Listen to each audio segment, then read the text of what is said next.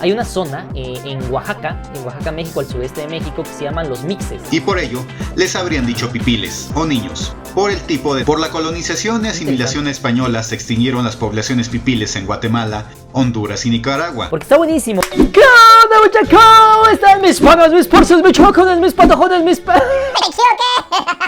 ¿Cómo están mis chivos, mis chamacas sepsis, mis patrones, mis baluks? ¿Cómo están mis hermanos? Sean bienvenidos a un nuevo video. Muchísimas gracias por haberle picado a este video y estar por acá nuevamente, mis hermanos. Oigan, ¿de qué va a tratar el video del día de hoy? Resulta ser que yo soy alguien que la verdad me gusta mucho la historia, me gusta investigar sobre las culturas antiguas y todo ello. Y por ahí escuché el rumor de que en El Salvador llegaron algunas etnias procedentes de las zonas que ahora son México y todo ello, y me llamó mucho la atención y encontré este video que se llama así: Los Pipiles de El Salvador, un grupo nahua. Desde ahí me llamó bastante la atención porque nahua es muy parecido a una palabra aquí en México a los que se le llamaba una pequeña sección o una gran población que estaba en la zona centro de México, que pertenecía a una lengua, ¿sabes? Los mexicas y algunas otras tribus, sus lenguas son conocidas como lenguas nahuas. Entonces me llamó mucho la atención, dije, ¿serán los mismos o no? Así que lo vamos a investigar el día de hoy. Y esto, mis hermanos, en el canal de Universo del Quetzal. Recuerden que siempre les dejo en la parte de la descripción lo que es el canal original para que ustedes lo vayan a ver. Vayan a suscribirse, comentarle, dejarle un buen like, y ya saben que siempre les dejo en la parte de la descripción todas sus redes sociales. Así que no se diga más, mis hermanos, vamos a ver este video, mis chivos. Pongan en la parte de los comentarios ustedes. Esta foto es de una familia pipil de El Salvador.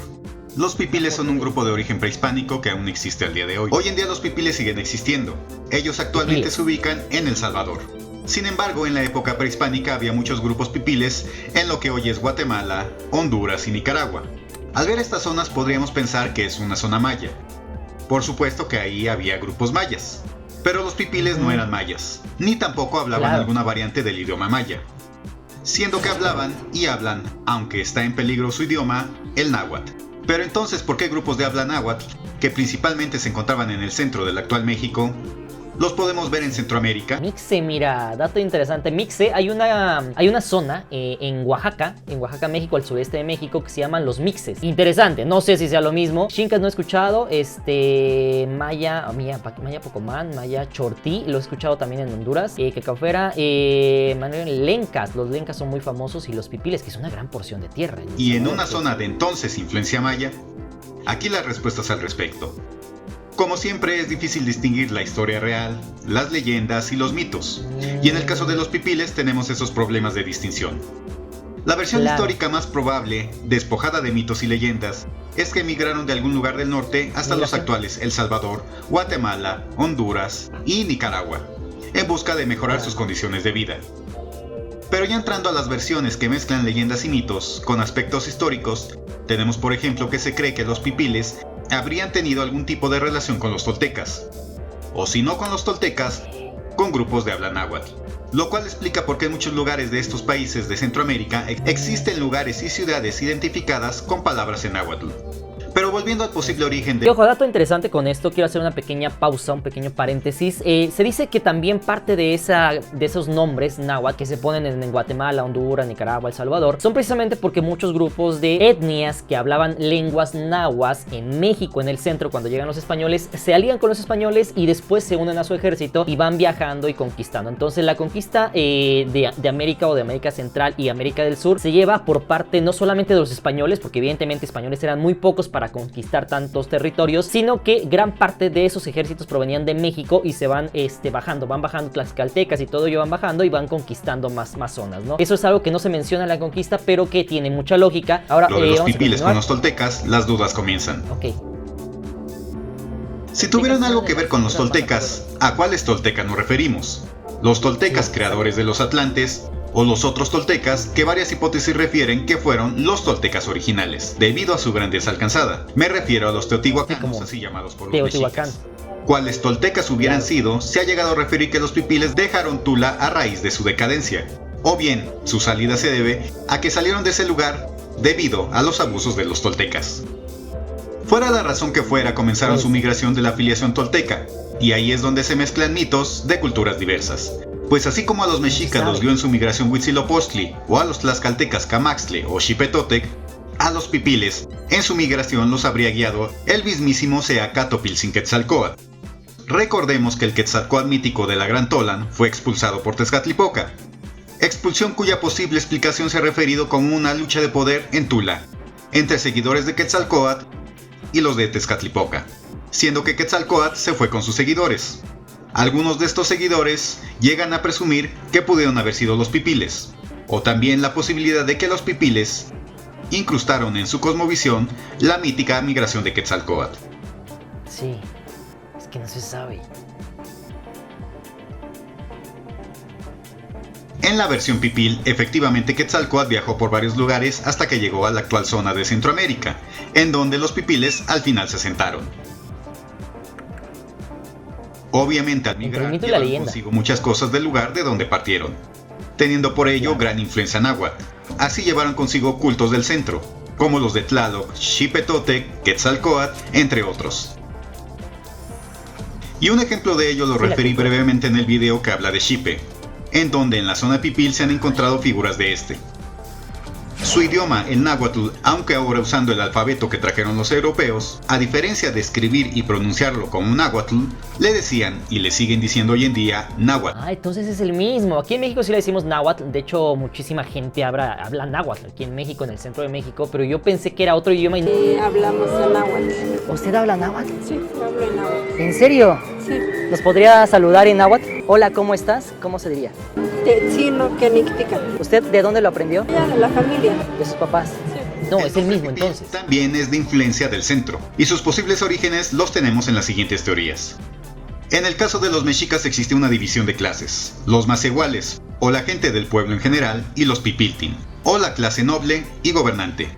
Según esta división de clases, pipil podría derivar de pipiltin, que eran la nobleza mexica.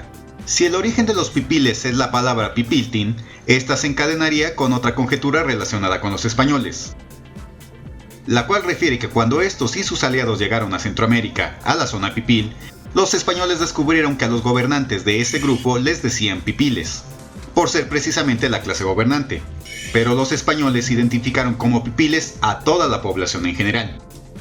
Otra posibilidad del origen de pipiles deriva de la palabra náhuatl pili, que significa niño. En esta posibilidad se narra que cuando los tlaxcaltecas, que venían acompañando a Pedro de Alvarado y demás españoles al llegar a la zona pipil, se dieron cuenta que los pipiles hablaban una especie de náhuatl, pero ellos vieron que ese náhuatl no era tan elaborado como el del centro, y que su habla era más parecida al náhuatl que hablaban los niños tlaxcaltecas. Así vieron un náhuatl de niños, y por ello les habrían dicho pipiles o niños, por el tipo de náhuatl. Niños, los pipiles. Tiene lógica, tiene lógica. Lo que dice la última tiene más lógica. También su organización era similar en algunos aspectos a la mexica y otros grupos, donde estos tenían los calpuli. Solo que los pipiles les decían calpules. Ya dijimos que tenían varias divinidades en común, como Tlaloc, Xipe y Quetzalcóatl.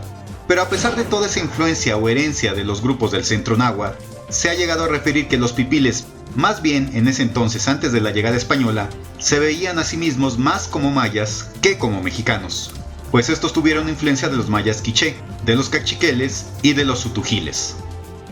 Desgraciadamente, mucho de lo que se sabe de los pipiles es gracias a las fuentes españolas o a la tradición oral, pues no existe documentación prehispánica a la fecha que nos hable de ellos. Por ejemplo, se habla de un llamado manuscrito pipil, el cual hasta ahora no se ha podido encontrar alguna copia o el original. Pedro de Alvarado, en una de sus cartas de relación a Hernán Cortés, los menciona.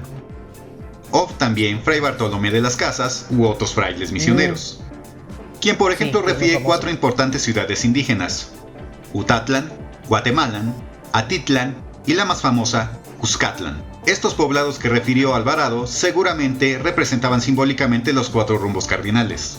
Como casi en todo el mundo indígena, los pipiles tuvieron que coexistir con grupos vecinos. Obviamente llegaron a tener conflictos, los cuales al final fueron capitalizados por los españoles. Pues en la llegada española, Cuscatlán se hallaba en guerra con el estado cachiquel, siendo que supuestamente los cachiqueles le prestaron hasta 1 millar de guerreros a Pedro de Alvarado para su entrada a Cuscatlán. Lo que les digo, los españoles hacían eso, ¿no? O sea, digamos, venían 100 españoles como pues cabecillas, reclutaban ejército en México, Tlaxcalteca, iban bajando, iban conquistando, y que a cada lugar que iban llegando hacían pues sí, estrategias militares en las cuales iban tomando más ejército, más ejército, más ejército, más ejército. Y es así como llegan, por ejemplo, a zonas como esta de Cachiquel, los cuales se alían con los españoles y terminan derrocando a otros grupos. Es por eso que hasta el día de hoy hay algunas zonas, por ejemplo, la zona mexica, que era donde estaba el Imperio Mexica, casi no hay ninguna de las pirámides de ese entonces, porque las derribaron. Sin embargo, si tú vas a Tlaxcala, que es donde se alían contra los mexicas, ahí sí puedes ver todas las pirámides aún. Entonces, los españoles hacían eso. Si te alías conmigo, no derribo tus ciudades, no te hago nada, pero ayúdame a derrotar a estos. Entonces, es como realmente la conquista española es mediante alianzas con los pueblos americanos que ya existían. En el centro de su alimentación obviamente estaba el maíz. Y obviamente sí, claro, el simbolismo de la serpiente, seguramente por Quetzalcóatl.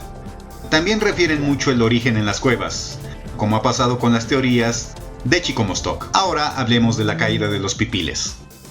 Por la colonización y asimilación española se extinguieron las poblaciones pipiles en Guatemala, Honduras y Nicaragua, sobreviviendo solamente en El Salvador. Se habla que el sometimiento del hoy llamado El Salvador habría durado aproximadamente 25 años, desde los primeros reconocimientos y entradas, en 1522, 1524, hasta la última gran rebelión indígena en 1547. Tenochtitlan cayó en 1521, pero los españoles obviamente no se detuvieron ahí y se siguieron expandiendo. Y el español que llegó a estas tierras fue Pedro de Alvarado, el llamado Tonatiuh por los mexicas.